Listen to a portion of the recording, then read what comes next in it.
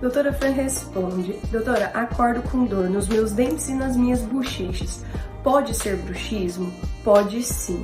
Esse é um dos primeiros sintomas que os pacientes relatam quando acordam, realmente com a musculatura cansada, às vezes dor em todos os dentes ou alguns dentes. Você precisa agendar com seu dentista para que, junto com outras características clínicas, vocês possam chegar em um diagnóstico e ter certeza que você está sofrendo com bruxismo. E aí sim, tomar as atitudes necessárias para que você consiga controlar esse bruxismo.